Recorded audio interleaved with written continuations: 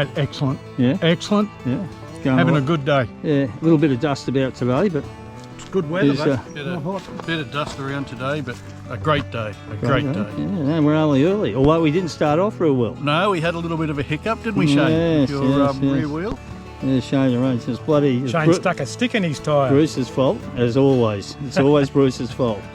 And we've got Ricky with us today. What do you reckon, mate? Going Fantastic, okay? fantastic morning. It's been really enjoyable. The little red machines going well, eh? Yeah, going well. What about the suspension? Suspension. Are you noticing the Yeah, difference? night and day they say. Yeah. But it is a lot better than I had expected. They built it up a little bit.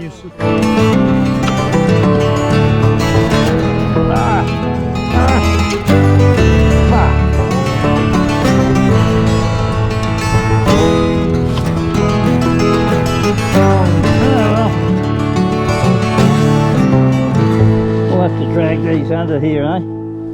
I think. Has anyone got a saw?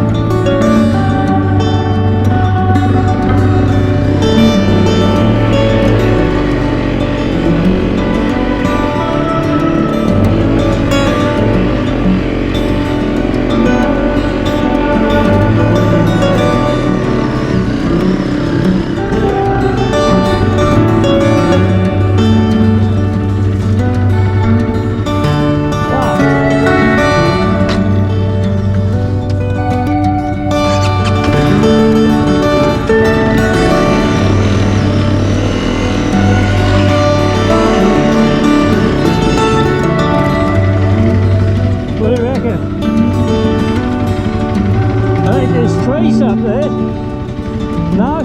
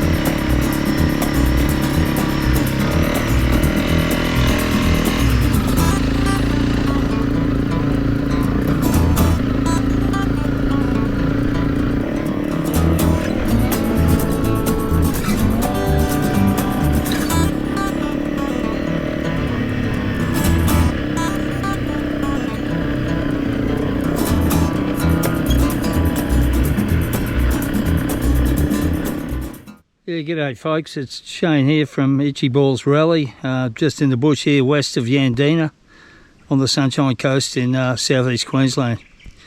Just heading back home after a ride today. It was a good ride. We had one new rider with us, but unfortunately he's become another statistic, had a bit of a fall, and he's okay. And the bike, surprisingly, is in very good shape for the binning it had.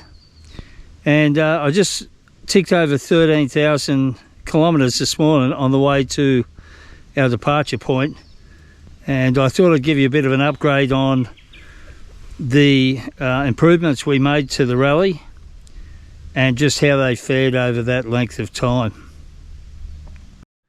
The bar risers and the Henry Reed Pro Taper bars that I fitted right from the start have had a couple of binnings now, a few falls, but absolutely fantastic. Don't even look like bending. I can highly recommend those.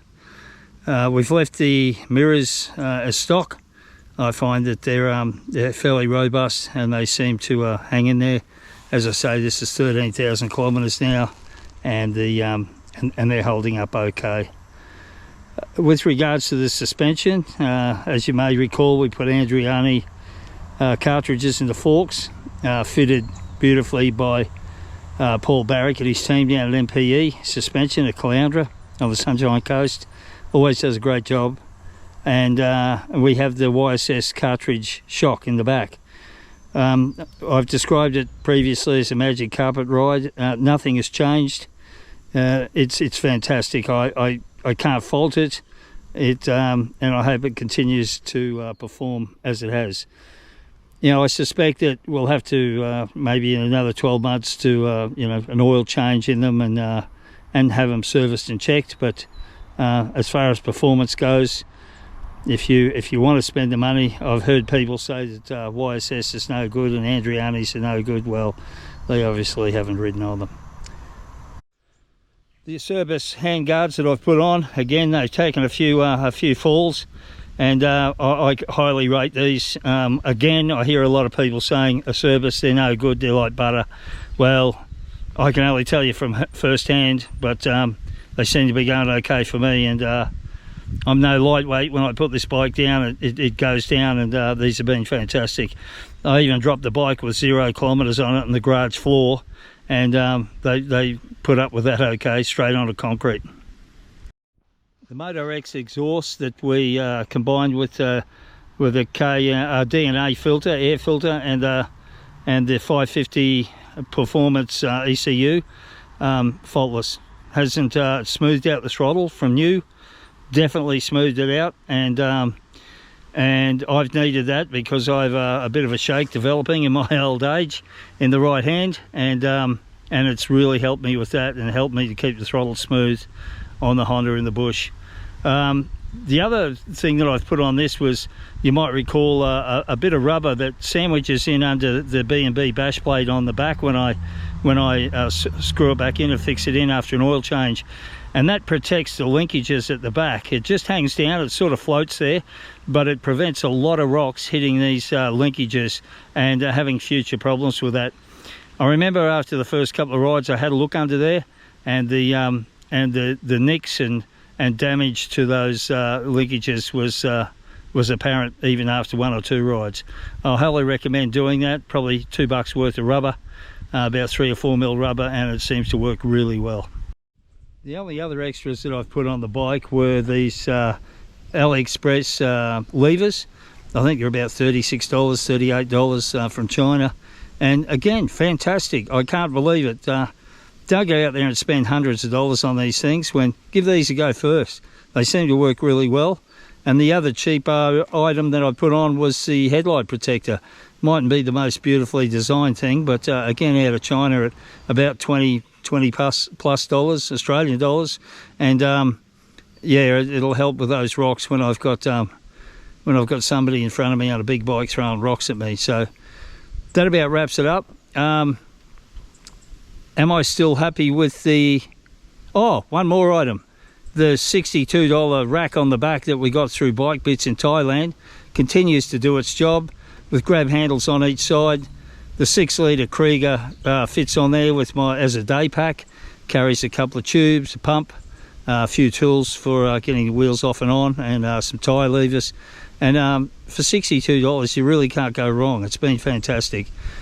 Overall, my report on the Honda, if after 13,000 kilometres I've had nothing go wrong with this bike, nothing. There is much harder riders than me around, but I don't take it easy on it. It certainly gets its work cut out in the bush around here. Nearly all those kilometres are in hard Australian bush, and I'm just stoked with the bike. I can't believe how good Honda has put this little package together. I'm running the MT21 on the front. I think I'll stay with that, and in combo with the 606 on the back. Some people say that it's a 90 profile tyre and it should be 80, but I find it okay, and they seem to pair up and really well and hook up in the bush. I have been asked by a few people whether, if Honda brought out a 450 rally similar to this, would I be inclined to change to that 450? I can honestly say no. I think this for a 286cc engine, it punches well above its weight. You get into tight stuff, and the bigger bikes will have trouble keeping up with you. Of course, on the road it's a different matter, but that's only to and from where the real riding takes place. I'll be sticking with this, well, for many years, hopefully. And sure, there might be some maintenance parts that need to be changed along the way, but up to 13,000 k's, I'm still on the same sprockets, and they're wearing nice and evenly. There's no parrot beaking on any of them. Still going well. And as I said, with the pairing of the tyres, the 606 seems a little strange at the front when it's up the back when it's brand new, but halfway into the ride you forget it's there. It wears better than the MT21 on the back, and I seem to have no problems with driving it up hills and so on. We've got a 39.2 sprocket on the back, and it just gave a little bit extra legs. I know it was only one tooth from stock, but it just seemed to make a world of difference to the bike. Two of us have done this, both Daryl and myself, and we think it made a lot of difference, a lot of positive difference. That's about it for the wrap-up. Highly satisfied with this product as usual, and it just performs and performs. It's a smile machine. As I said, punches above its weight. It's fantastic. I'm 110 kilos. It has no trouble carrying me through the bush or to and from the rides. As you may know, Daryl and I just returned from a trip to India, 3,800 odd k's through some really nice country. Check out the movie. It's on YouTube. It's called The Three Idiots. Yeah, I know. The Three Idiots Indian Road Trip 2023. Goes for an hour and a half. I hope you enjoy it. I think you will. Lots of people have to date, so the feedback goes. And grab yourself a beer or a cup of tea or coffee and sit back, and if you got an afternoon, and have a look at it and check it out. Be sure to like it if you will. You know that's what YouTubers say, isn't it? I guess. And until next time, folks, stay upright. All the gear all the time, your safety gear, and we'll see you around the traps.